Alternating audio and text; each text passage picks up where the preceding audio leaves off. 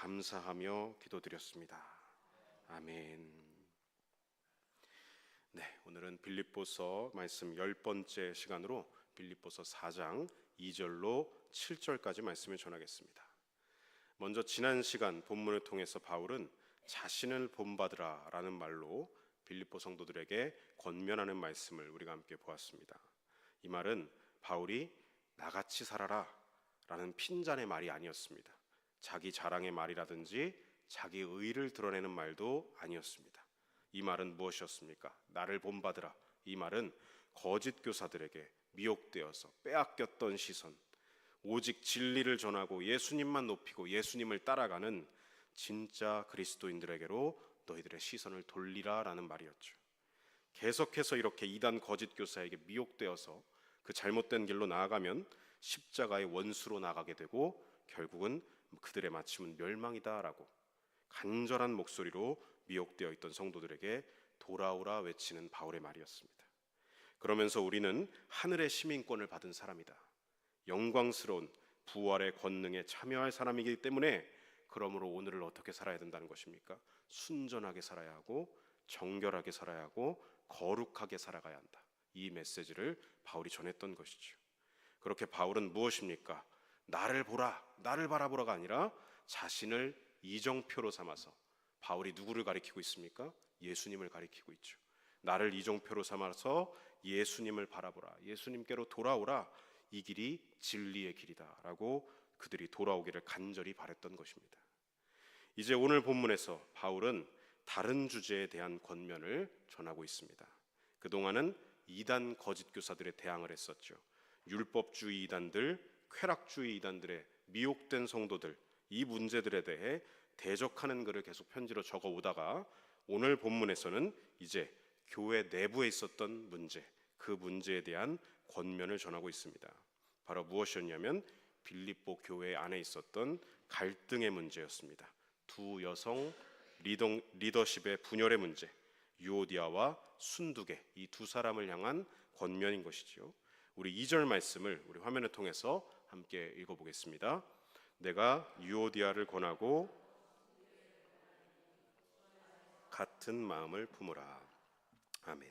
자, 바울의 이 권면을 보시면 유오디아와 순두계는 어떤 이유로 싸웠는지는 기록되어 있지 않지만 서로 갈등 중에 있었다는 것은 확실하게 알 수가 있습니다. 두 여성에게 뭐라고 말합니까? 같은 마음을 품으라, 즉 화해하여 하나가 되라 라고 권면하고 있는 것이죠. 자, 여기서 마음을 품으라 라고 번역된 헬라어 원어는 프로네오라는 단어인데, 이 프로네오는 생각하다, 의견을 가지다, 마음의 고삐를 조여매다, 함께 의견을 일치시키다, 조화롭게 하다라는 다양한 의미를 가진 헬라어입니다. 즉 바울은 두 여인을 향해서 무엇을 말하는 것입니까? 너희들 둘 같은 생각을 해야 된다, 같은 의견을 가져야 된다, 같이 의견을 조율하고 일치해야 한다, 둘이서 조화를 이루어야 한다라는 말을 하고 있는 것입니다. 특별히 한 마음을 품는다라는 것은 단순히 같은 것을 생각하는 것, 이것만을 말하는 것이 아니라 같은 목적을 가지고 같은 방향으로 나아가야 한다, 같은 방향으로 생각하고 행동하는 행동까지의 이 하나됨, 삶 전체의 하모니, 조화를 이루라라는 말인 것이죠. 두 사람이 마음과 생각에서부터 하나가 되었다면 그래야 어떻게 됩니까? 의견도 하나가 되고 행동도 하나가 되어 조화를 이루어가는 것입니다. 이렇게 왜 그들이 같은 마음을 가질 수 있고 또 왜 이 같은 마음을 가져야 하는지, 그 이유는 무엇이겠습니까? 두 사람 모두 주님 안에 있는 사람들이기 때문입니다. 주님 안에 있는 사람들이기 때문에 같은 마음, 같은 의견, 같은 생각, 같은 행동으로 조화를 이루어야 한다는 것이죠. 여러분, 우리 주님을 한번 기억해 보시기 바랍니다. 예수님께서 어떻게 하셨습니까? 성부 하나님의 생각과 따로 떨어지지 않으시고 하나님의 생각과 분열하지 않으시고 한 마음 한 뜻이 되셔서 어떻게 하셨죠? 하늘 보좌를 버리시고 이 땅 가운데, 이 낮고 낮은 세상에 오셨습니다. 예수님은 처음부터 하나님 아버지와 한 마음, 같은 생각을 품으셨던 것이죠. 오로지 우리를 구원하시겠다는 그 마음, 그 열정 하나였습니다. 십자가에 달리시기 전 예수님이 겟세마네에서 드렸던 기도를 한번 생각해 보십시오. 하나님 아버지와 한 마음이 되기 위해, 한 생각이 되시기 위해 땀방울이 핏방울이 될 정도로 처절한 고통 가운데 기도하셨습니다. 이제 곧 감당하게 될 십자가 고통의 잔, 너무나 두렵고 이 잔이 나에게서 떠나가기를 기도하고 바라했지만 결국엔 어떻게 하지요? 내 뜻대로가 아니라, 내 원대로가 아니라 하나님 아버지의 뜻대로 하시옵소서. 아버지의 뜻에 순종하겠다라는 결단의 기도로 나아가셨습니다. 처음부터 끝까지 성부 하나님과 한 마음, 한 생각으로 이 사명을 완수하겠다. 이것이 예수님의 결론이셨습니다. 이것이 우리 주님 예수님께서 성도들에게 보여주신 신앙의 본인 줄로 믿습니다. 바울은 이 예수님의 모습을 앞선 빌립보서 2장에서도 밝혔죠. 우리 빌립보서 2장 5절로 8절까지 말씀 우리 화면을 통해서 함께 읽어보겠습니다. 너희 안에 이 마음을 품으라. 근본 하나님의 돈체시나 하나님과 동등됨을 취할 것으로 여기지 아니하시고 오히려 자기를 비워 종의 형체를 가지사 사람들과 같이 되셨고 사람의 모양으로 나타나사 자기를 낮추시고 죽기까지 복종하셨으니 곧 십자가에 죽으심이라. 아멘. 예수님은 어떤 분이십니까? 하나님과 근본 하나 동등된 분이시지만 자신을 낮추셨습니다. 어디까지 낮추십니까? 죽기까지 낮추셨습니다. 그리고 생각과 마음만 하나가 되셨던 것이 아니라 십자가를 짊어짐, 십자가에 달려 죽으심, 곧 행동까지도 하나가 되셨던 것이죠. 우리는 이렇게 본이 되신 예수님을 통해서 무엇을 알 수 있습니까? 한 마음, 한 생각이 되기 위해서는, 한 뜻이 되기 위해서는, 행동이 같아지기 위해서는 내 안에 있는 죄의 본성이 죽어야 한다는 것입니다. 내 마음에 있는 이기심이 죽어야 한다는 것이죠. 빌립보서 2장 2절로 3절 말씀도 우리 함께 읽어보겠습니다. 마음을 같이하여 같은 사랑을 가지고 뜻을 합하며 한 마음을 품어 아무 일에든지 다툼이나 허영으로 하지 말고 오직 겸손한 마음으로 각각 자기보다 남을 낮게 여기고. 아멘. 전에 빌립보서 2장 말씀을 전할 때도 이 본문을 말씀드렸지만 여기서 말하는 3절에서 말하는 다툼, 이 다툼은 헬라어로 에리데이아입니다. 이것이 무엇이냐면 나를 내세우고자 하는 욕구, 이기주의, 그래서 당을 지어서 싸움질을 하는 당파심을 의미하는 것입니다.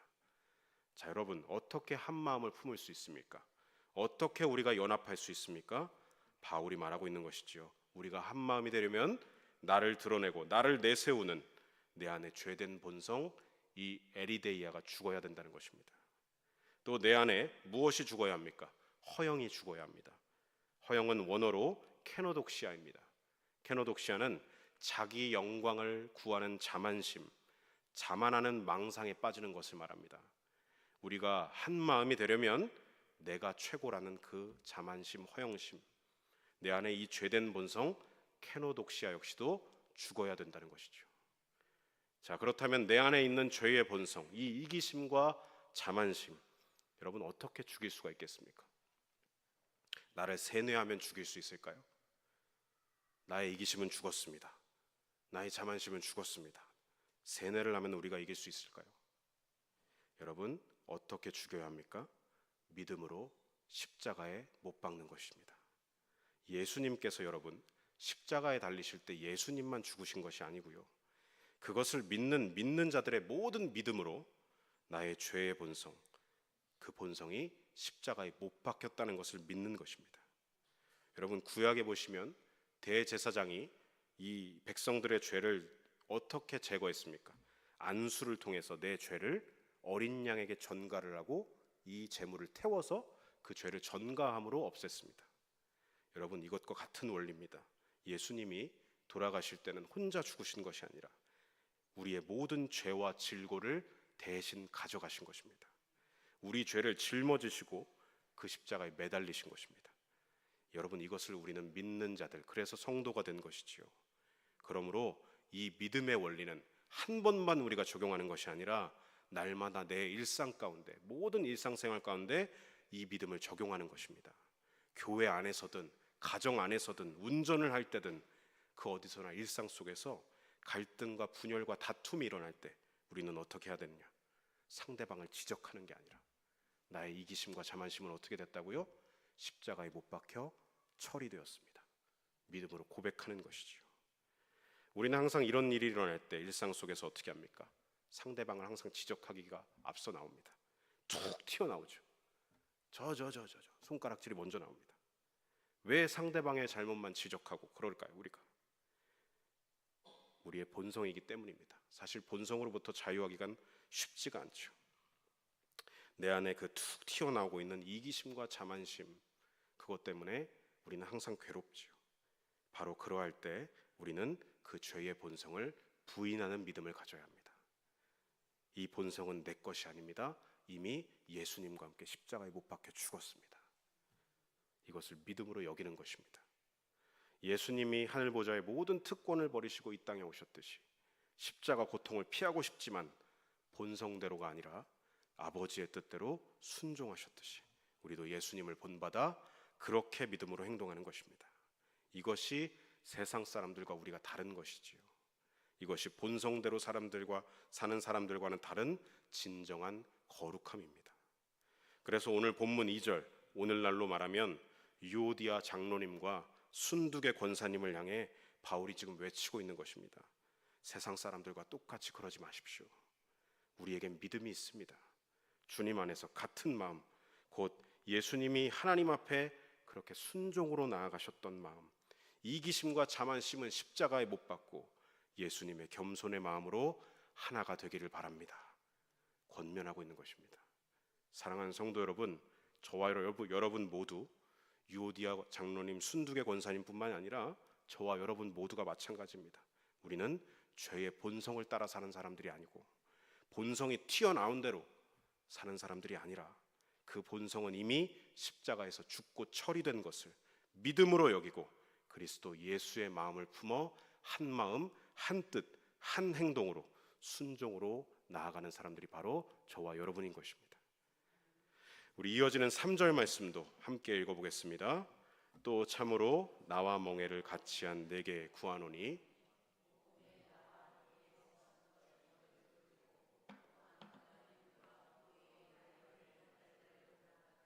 그 이름들이 생명책에 있느니라. 아멘. 자, 우선 바울은 나와 멍에를 같이 한 내게라며 지금 누군가에게 요청을 하고 있죠. 이는 누군가에게 하는 말인지 정확한 기록이 없기 때문에 빌립보 교회 지도자 중 한 사람에게 지금 부탁을 하는 것인지 아니면 빌립보서, 이 빌립보 지역에 있는 교회들에게 편지한 것이기 때문에 전체 성도를 말하는 것인지는 명확하지가 않습니다. 하지만 중요한 것은 무엇입니까? 이 사람이 누구인가가 중요한 게 아니라 바울이 말하고 있는 이 요청의 메시지가 더 중요한 것이지요. 지금 이렇게 말합니다. 복음에 나와 함께 힘쓰던 저 여인들을 도와주어라. 자, 바로 빌립보 지역에서부터, 이 빌립보 지역에서 초창기부터 바울과 함께 복음을 위해 수고했던 여인들, 지금 이 두 여성 리더십을 말하는 것이죠. 유오디아와 순두계를 도와주라는 것입니다. 유오디아와 순두계가 서로 다툰 일로 인하여서 앞선 2절에서 보시면 어떻게 보면 바울의 지금 훈계 같은 말씀을 들었지요. 문제는 이 편지를 유오디아와 순두계만 보는 것이 아니라 빌립보 지역의 성도들이 돌아가면서 다 읽을 것입니다. 자, 그러면 이 2절의 훈계를 보면서 성도들이 어떤 마음을 품겠습니까? 이러지 않을까요? 아이고, 저렇게 될 줄 알았어. 진작 화해 좀 할 것이지. 계속 싸우니까 이렇게 바울 사도한테 혼나는 거 아니야. 이렇게 두 여인이 싸운 것을 가지고 이 편지를 읽는 성도들이 어떻게 하겠죠? 정죄를 할 수도 있는 것입니다. 네 편, 내 편, 편이 갈릴 수도 있겠죠. 그래서 바울은 이 두 여인을 지금 존중하면서 말하고 있습니다. 두 여인은 함부로 할 대상들이 아니다. 나와 함께 복음을 위해서 힘써온 사람들이다 라고 말하고 있습니다. 두 여인은 물론 서로 다투는 오류를 범했습니다. 하지만 이 두 여인은 어떤 사람들이라는 것입니까? 처음부터 이 빌립보 지역에서 나와 함께 복음을 위해 힘쓴 우리 모두의 동역자다라는 것이죠. 그것을 기억하라는 말을 지금 편지에 담고 있는 것입니다. 잘못하면 이 편지를 보면서 2절에서만 끝났다면 공동체 전체가 어떻게 되겠습니까? 정죄의 분위기로 흘러갈 수 있습니다. 또한 편이 갈려서 유오디아파와 순두개파로 싸울 수가 있겠죠. 그런 일이 벌어지지 않도록 지금 우리 모두는 주님 안에서 복음을 위해 수고하고 있는 동역자들이다. 이것을 밝히 드러내고 있는 사도 바울인 것입니다. 3절 하반절에는 이렇게 말하고 있습니다. 글레멘드든 이 다른 동역자들이든 모두가 어떤 사람들이냐? 생명책에 우리 이름이 기록된 사람들이다. 이것을 말하고 있죠. 생명책이 어떤 책입니까? 예수님을 믿음으로 말미암아서 하나님께로부터 의롭다고 인정받은 사람들이 그 이름이 적힌 책이 바로 생명책입니다. 무엇이죠? 예수님을 믿었으면 이제 그 죄가 처리되어서 더 이상 하나님께 정죄받지 않는 사람들, 그 이름이 생명책에 기록되어 있다는 것입니다. 무엇입니까? 하나님께서도 더 이상 정죄하지 않으시는 성도를 우리가 넌 죄인이야, 네가 그러니까 안 돼, 손가락질과 정죄를 하기 시작한다면 재판관이신 하나님도 예수님을 믿는 성도들을 정죄하지 않으신다고 하는데 내가 지금 그러고 있다면 어떻게 되는 것이죠? 하나님의 권위보다 내가 위에 올라가는 겁니다. 하나님보다 내가 위에 있는 재판관이 되는 것이죠. 그것을 막기 위해서 지금 이 말을 하고 있는 것입니다. 오늘날 저와 여러분, 예수님을 믿음으로 말미암아 죄가 처리된 사람들, 그래서 성도가 되었습니다. 그러면 여러분, 우리 안에 있는 정죄를 멈춰야 되겠지요. 판단과 욕은 이제 멈춰야 합니다. 우리는 결코 재판관이신 하나님의 권위보다 위에 올라갈 수 없습니다. 성도의 이름은 주님께서 생명책에 기록하셨다 말씀하십니다. 그러므로 우리는 어떻게 되죠? 서로를 존중히 여기고 존귀히 여겨야 됩니다. 우리 서로는 복음을 위해 살아가는 존귀한 동역자들이다. 이것을 늘 믿음으로 기억하시길 바랍니다. 그런 의미에서 우리 옆에 분과 한번 이렇게 인사 나눠보시겠습니다. 당신은 복음을 위해, 우리 옆에 분과 인사 나누시겠습니다. 당신은 복음을 위해 함께 수고하는 존귀한 동역자입니다. 당신이 있어서 든든합니다. 네, 형식적으로 하지 마시고 진심으로 하셔야 됩니다. 지난 월요일 속장 수양회 때 우리 버스 안에서 너무 즐거웠어요. 지루한 버스 안에서 웃음꽃이 막 만발을 했었는데 여러분, 그때뿐만이 아니라 언제나 늘 이렇게 주님 안에서 서로를 정죄하는 것이 아니라 웃음으로 행복한 신앙생활을 하는 저와 여러분 되시길 소망하고 축복합니다. 자, 이어서 우리 바울은 4절로 6절까지 말씀을 통해서 연속적으로 권면을 전하고 있습니다. 성도의 일상생활은 이러해야 한다, 이러한 행복으로 나아가야 된다라고 말을 전하고 있습니다. 우리 4절로 6절까지 말씀을 한번 화면을 통해서 읽어보겠습니다. 주님 안에서 항상 기뻐하라. 내가 다시 말하노니 기뻐하라. 너희 관용을 모든 사람에게 알게 하라. 주께서 가까우시니라. 아무것도 염려하지 말고 다만 모든 일에 기도와 간구로 너희 구할 것을 감사함으로 하나님께 아뢰라. 아멘. 여러분, 성도의 일상생활은 이 4절로 6절까지 행복으로 채워져야 할 줄로 믿습니다. 이 행복은 무엇입니까? 세상이 말하는 행복과는 다른 행복입니다. 세상은 늘 조건부 행복을 말합니다. 이것이 충족되어야 행복하다. 그것이 세상이 말하는 행복이지요. 그러나 4절로 6절까지 말씀은 조건부 행복을 말하고 있지 않습니다. 자, 성도의 행복은 첫 번째 4절 말씀을 보시면 행복한 조건이 있기 때문이 아니라 주님 안에 있기 때문에 항상 기뻐하는 것입니다. 여러분, 항상이라는 말은 어떤 조건이 되어야, 충족되어야 라는 말이 아니지요. 항상은 날마다를 이야기하는 것입니다. 날마다 기뻐하라. 여러분, 빌립보 교회 성도들의 당시 상황을 한번, 여태까지 빌립보서 말씀들을 들어보셔서 아실 텐데 그들의 상황이 어떠했습니까? 절대로 기뻐할 수 있는 조건이 아니었습니다. 외부적으로는 어땠죠? 이단 거짓 교사들이 들어와서 교회를 아주 어지럽히고 있었습니다. 율법주의로 물들이고 쾌락주의로 물들이고 있었습니다. 내부적으로는 어땠죠? 지금 유오디아와 순두개, 이 다툼이 일어나고 있습니다. 교회 안팎으로 도무지 기뻐할 만한 조건이 하나도 없었습니다. 그러나 사도는 지금 말하고 있습니다. 조건부 기쁨이 아니라, 뭐가 충족되어서 기뻐하는 것이 아니라 주님 안에서 모든 상황에서 항상 기뻐하라. 그가 말하고 있는 기쁨이 무엇입니까? 바울은 2장에서 이런 말을 전했습니다. 나를 희생해서 전제의 제물로 나를 바칠지라도 빌립보 성도들이 신앙적으로 더 정진할 수 있다면, 신앙이 더 성숙해질 수 있다면 나는 얼마든지 기쁨으로 내 목숨을 제물로 내어드릴 수 있다. 거기서 말하는 그 기쁨이죠. 무엇입니까? 나를 희생함으로 다른 사람을 살리는 기쁨입니다. 내가 죽어도 너를 살릴 수 있다면 그 기쁨입니다. 그리고 바울은 말했습니다. 내가 누리고 있는 이 기쁨을, 예수님이 보이셨던 이 기쁨을 여러분들도 함께 누리길 바랍니다 라고 권면했습니다. 바울은 지금 그 기쁨을 말하고 있는 것입니다. 항상 그 기쁨으로 충만하라. 힘겨운 상황 속에서도 서로를 돌보고 서로를 위해 희생하며 서로를 살리며 서로를 행복하게 해주는 그 기쁨을 말하고 있는 것입니다. 이어지는 성도의 행복 두 번째 5절의 말씀입니다. 5절의 말씀과 같이 관용을 모든 사람에게 알게 해야 한다라는 것입니다.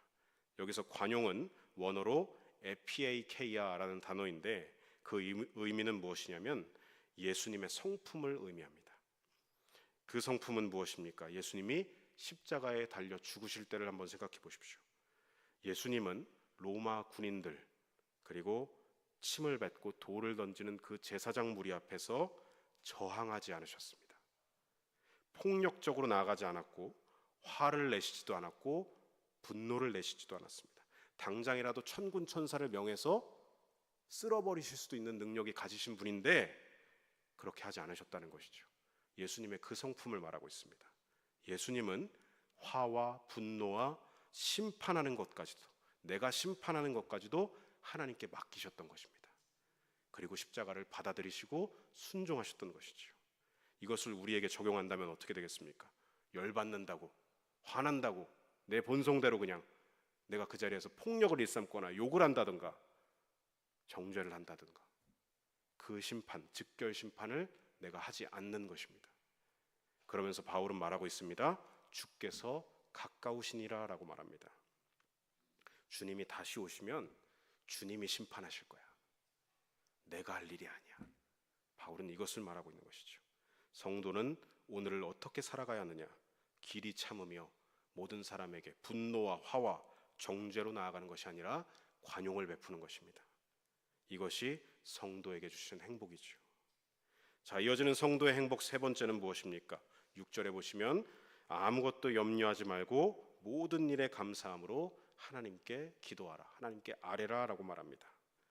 자, 여기서 바울은 기도, 간구, 구할 것 이렇게 세 가지 비슷한 단어를 사용해서 하나님께 말하라, 하나님께 기도하라 라고 강조하고 있죠. 즉 어떠한 염려할 일이 찾아와도 그것을 하나님께 말하라는 것입니다. 여기서 하나님께 아뢰라 라는 말을 헬라어로 직역하면 하나님께 알리라 라는 뜻입니다. 세상 사람들은 여러분 염려나 위기의 상황이 찾아오면 그 믿음의 대상이 무엇이 되어 있죠? 돈이 되어 있고 권력이 되어 있고 인맥과 관계가 되어 있습니다. 그래서 거기에 매입니다. 그래서 뭐에게 알리죠? 돈에게 내 상황을 알려요. 아, 내가 급해. 권력에게 기댑니다. 인맥과 관계에 매입니다. 가장 먼저 누구에게 알리느냐? 세상적인 것들에게 알린다는 것이죠. 돈, 권력, 인맥, 관계는 여러분 사실 우리의 목적이 되는 게 아니라 수단이 되어야 합니다. 의지할 분이 없으니 세상 사람들은 수단을 목적화 시켜버리는 것이죠. 수단을 목적으로 만드는 것이 바로 여러분 우상화입니다. 그러나 여러분 성도에게는 믿음의 대상, 유일한 대상이 계십니다. 우리 믿음의 대상은 하나님 한 분뿐입니다. 그래서 염려하는 상황, 위기의 상황 앞에서 우리가 먼저 물질에게 연락을 주고 권력에게 연락을 하고 인맥과 관계에게 기대는 것이 아니라 어떻게 해야 되는 것이죠? 가장 먼저 하나님께 알리라는 것입니다. 하나님께 기대라는 것입니다. 하나님께서 해결해 주심을 믿음으로 기도하라는 것이죠. 그러면 하나님께서 하나님의 때에 성도의 기도에 반드시 응답하여 주실 것이라는 것입니다. 여러분 물질이든 권력이든 인맥이든 관계이든 그 어떤 것이든 수단으로 삼으셔서 우리의 모든 문제를 풀어주시고 해결해 주실 수 있는 능력의 하나님, 유일의 우리의 유일한 목적 되신 하나님 한 분을 항상 의지함으로 그분께 아뢰는 신앙으로 나아가시길 소망합니다. 자, 그래서 결과적으로 이 세 가지 삶, 이 행복한 세 가지의 삶, 조건부 기쁨이 아니라 주님 안에 있기 때문에 항상 기뻐하고, 모든 사람에게 화와 폭력이 아니라 관용을 베풀고, 염려가 있을 때 가장 먼저 하나님께 알리는 이 행복한 삶을 살게 되면 그 결과로 일어나는 하나님의 응답이 무엇이냐? 7절에서 그것을 말하고 있습니다. 우리 7절 말씀을 함께 읽어보겠습니다. 그리하면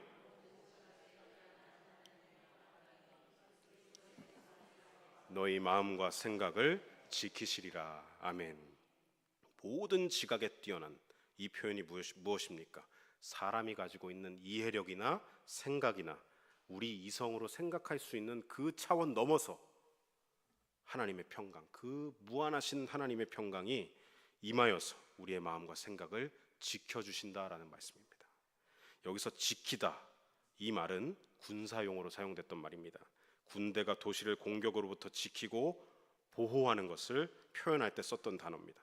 무엇입니까? 상상할 수 없는 하나님의 평강의 능력이 그리스도 안에 있는 성도들에게 임하여서 우리 마음과 생각을 사단의 공격에서부터 우리를 미혹시켜서 다시금 죄에 끌려다니는 인생으로 만들어버리려는 이 사단의 공격으로부터 지켜주신다는 것입니다. 그렇게 우리의 내면을 더 강력하고 단단하게 잠가주신다는 것이죠. 사단의 괴계가 침범하지 못하도록 말입니다. 우리의 일상생활이 이러한 성도의 진정한 행복으로, 이 행복을 누리는 삶으로 나아가시기를 간절히 소망합니다. 여러분, 조건부 기쁨이 아니라 주님 안에 있기 때문에 항상 기뻐하시고, 서로를 살리는 그 기쁨을 누리시고, 모든 사람에게 화와 폭력이 아니라 관용을 베푸는 행복, 염려가 있을 때 나는 의지할 대상이 계시다, 하나님 한 분밖에 없다, 하나님께 항상 알리며 기도하는 행복을 누리시길 바랍니다. 그래서 주님 오실 그날까지 우리 마음과 생각이 사단에게 사로잡히지 않도록 보호하시는 하나님, 그 평강을 일상 속에서 늘 누리실 수 있기를 바랍니다. 말씀을 정리하고 마무리하겠습니다. 복음이 우리에게 가져온 놀라운 변화와 능력은 무엇입니까?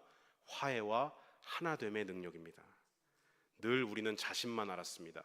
자기만 주장하던 자기중심, 이 죄 안에 갇혀 살았습니다. 그런데 복음으로 인해 어떻게 변화되었습니까? 하나님이 나의 중심이 되셨습니다. 하나님이 나의 주인이 되셔서 이제는 이웃을 의식하고 배려할 수 있게 되는 것이죠. 함께하는 존재로 변화되는 기적이 일어나는 것입니다. 그래서 믿는 자들이 모인, 성도들이 모인 이 교회의 표지는 무엇이 되어야 합니까? 바로 주님 안에서 하나됨입니다. 오늘 본문 말씀은 이렇게 빌립보 교회를 향한 주 안에서 하나됨의 메시지를 그 당시 성도들에게만 전하는 것이 아니라 오늘 이 말씀을 보고 읽고 듣고 있는 저와 여러분에게도 주님 안에서 하나됨의 메시지를 주시는 줄로 믿습니다. 혹시 지금 유오디아와 순두개와 같이 다툼과 갈등의 문제로 괴로워하고 계시는 분이 계시다면, 내 이기심과 자만심을 내세우기보다 자기 주장을 십자가 앞에 못 박고 복음으로 하나됨을 위해 예수님의 겸손으로 나아가시길 바랍니다. 혹시 지금 내가 어떤 상황을 보면서 정죄하고 손가락질하고 있다면 재판관은 누구시라고요? 하나님이시라는 고백으로 복음으로 하나됨을 위해 그 상황 속에 있는 사람들을 돕는 손길이 되시길 바랍니다. 손가락질이 아니라 내미는 손이 되시길 바랍니다. 여러분, 기뻐할 조건 때문에 우리는 기뻐하는 것이 아닙니다. 주님 안에서 있기 때문에 나를 희생할 수 있고, 나를 희생해서 다른 사람을 살리는 기쁨을 누릴 수 있는 것입니다. 화와 분노와 판단하는 마음이 아니라 주님 다시 오실 날이 멀지 않았으니 그것을 길이 참고 인내하며 모두에게 관용을 베푸는 삶으로 나아갈 수 있는 것입니다. 염려와 시련이 왔을 때는 가장 먼저 기도로 하나님께 연락을 드리는 것입니다. 하나님을 의지하는 삶으로, 그래서 우리 생각과 상상을 넘어서는 하나님의 무한하신 평강이 우리 삶에 임하는, 우리 마음과 생각을 지키시는 진정한 행복, 그 행복을 누리는 저와 여러분, 그러한 우리 영일 공동체 되시기를 간절히 소망하고 축복합니다.